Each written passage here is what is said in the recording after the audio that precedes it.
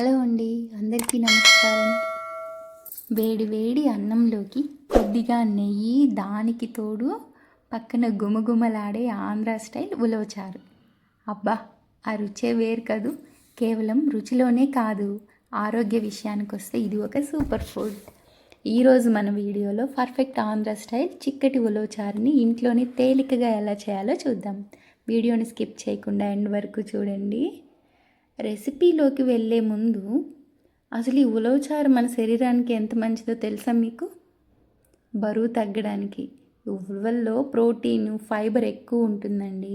ఇవి బరువు తగ్గాలనుకునే వారికి బాగా సహాయపడతాయి. ఇంకోటి, కిడ్నీలో రాళ్ళు తగ్గించడంలో కూడా ఉపయోగపడుతుంది. ఈ ఉలవచారుని క్రమం తప్పకుండా తీసుకుంటే కిడ్నీలో రాళ్ళు కరగడానికి, కిడ్నీలు ఆరోగ్యంగా ఉండడానికి హెల్ప్ చేస్తుందండి. ఇంకోటి, ఐరన్ లోపం ఉన్న వాళ్ళకి ఈ ఉలవచారు అనేది ఒక మంచి ఔషధం అని చెప్పచ్చు.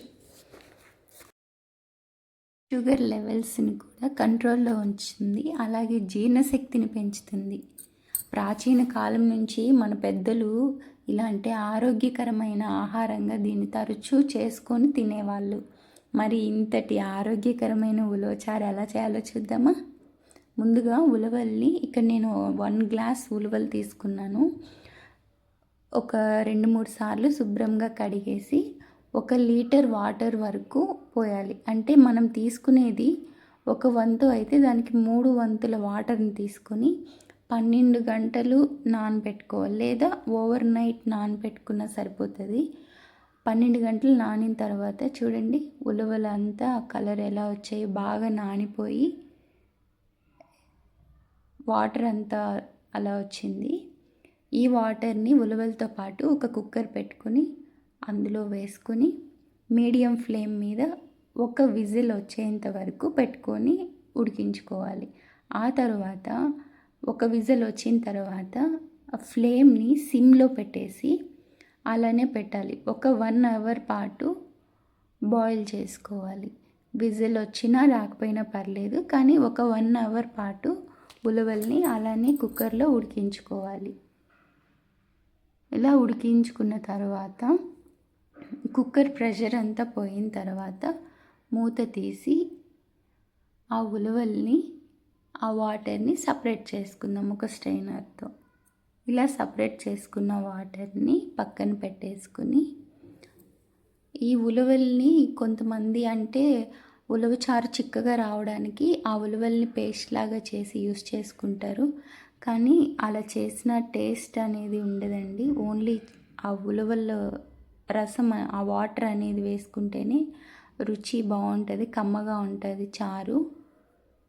ఆ ఉలవల్ని మనం అంటే బెల్లం వేసుకొని తినాలనుకుంటే తినచ్చు, లేదా ఉలవలు చాట్ లాగా చేసుకొని వేస్ట్ చేయకుండా తినాలనుకుంటే తినేసేయచ్చు.